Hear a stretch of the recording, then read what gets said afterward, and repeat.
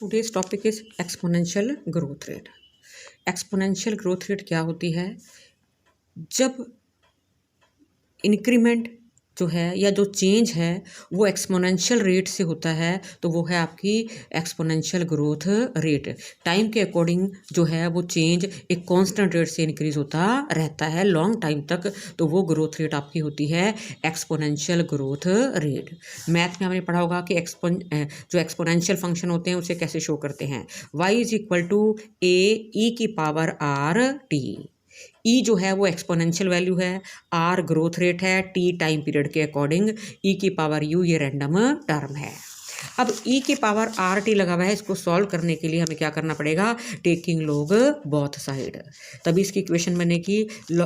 अब लॉग जब लेंगे टू द बेस ई लेंगे क्योंकि एक्सपोनेंशियल ग्रोथ रेट हम निकाल रहे हैं, तो लॉग ई को फुट में लिखेंगे y is equal to log e a plus are T power आगे आगे लॉग के रूल के according R T log e plus U log e. यहाँ पे लॉग ई की वैल्यू 1 आ गई तो ये आ गया log e y is equal to log e a plus are t, और ये रैंडम टर्म है जिसको हम कैलकुलेट नहीं करते, यानी कि जब हम कैलकुलेट करेंगे तो ये इक्वेशन आ जाएगी आपकी log e y is equal to log e a plus are t. ये मेन इक्वेशन आ गई।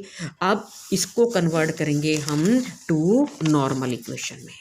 कैसे कन्वर्ट करेंगे? सबसे पहले वही समीशन लॉग ई, इस इक्वेशन के साथ समीशन लगा दिया, ये कांस्टेंट वैल्यू है इसके साथ एन लगाया, n log e a plus r, ये जो टी है टाइम फैक्टर, इसके साथ समीशन लगा दिया।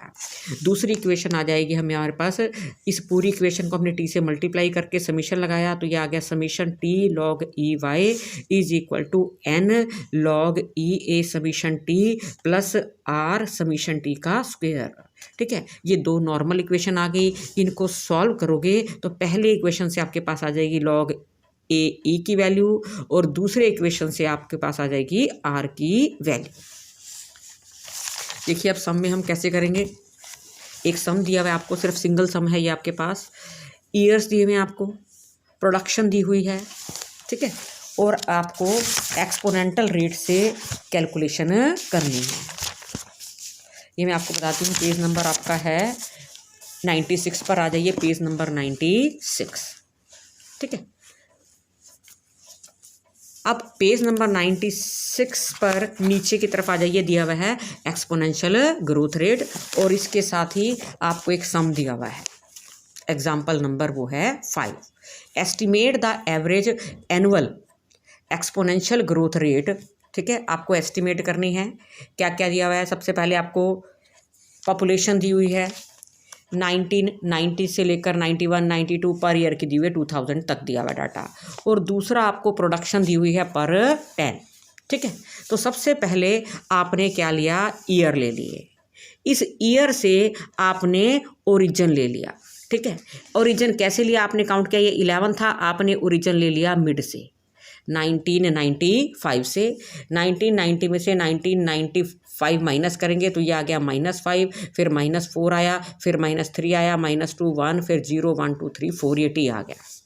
ठीक है, अब आपने क्या किया? ये जो y था इसको पहले log y के अंदर कन्वर्ट कर दिया, log y आ गया। अब हमारे पास जो इक्वेशन है वो है ई वाई, उसके बाद log y लेने के बाद जो log y की वैल्यू है उसको e की वैल्यू से मल्टीप्लाई कर दिया। e की वैल्यू कितनी है? 2.3025, तो ये कन्वर्ट हो गया log e y में से। log y आपने प्रीवियस सेक्शन में सीखा होगा भाई, 10 का 2 पर log लेना है, 12 का 0 पर, 13 का 9 पर, 15 का 9 पर, 17 का 9 पर, 20 का 1 पर, सो ऑन। ये log वैल्यू आ गई, ये e की वैल्यू से आपने इसको मल्टीप्लाई कर दिया तो ये कन्वर्ट हो गई log e ए की वैल्यू। ठीक है, अब आपने उसके बाद क्या किया? टी को log ई वाई से मल्टीप्लाई कर दिया तो ये कॉलम आ गया आपके पास टी log वाई, फिर टी का स्क्वायर कर दिया, सारा डाटा आपके पास आ गया। अब आपने पहले इक्वेशन लगाई जो मैंने अभी आपको पेपर में बताई है। क्या इक्वेशन होती है एक्सपोनेंशियल फॉर्म में? y is equal to a e r T, log ले लिया with the base e, log e y is equal to log a e और आर टी, दोनों नॉर्मल इक्वेशन बनाई, उनको सॉल्व कर लिया। यहाँ पे जो एक कॉम्प्लिकेशन आएगी आपको वो ए की वैल्यू निकालने में आएगी। यहाँ से जो वैल्यू निकली वो निकली log ई ए की वैल्यू। ठीक है, ये आ गई आपके पास 2.9917। अब इसको खाली ए की वैल्यू में कन्वर्ट करने के लिए ये जो वैल्यू निकली है ई की वैल्यू जो पीछे दी हुई थी 2.30 जो भी दी हुई थी उससे इसको डिवाइड करने के बाद इसका एंटी लॉग लेंगे। क्या करना है, इस वैल्यू को जो ई की वैल्यू आई है पहले उससे डिवाइड करना है, जो आपके पास वैल्यू आ जाएगी उसका एंटी लॉग लेना है। और सेकेंड इक्वेशन से जो आपके पास आर की वैल्यू आई है वो 0.1248 है, ये आपकी सीधा इक्वेशन बन जाएगी। अब ये ए की वैल्यू आ गई, ये बी की वैल्यू आ गई, साथ में आपने लगा दिया टी और लिखा ओरिजिन 1995।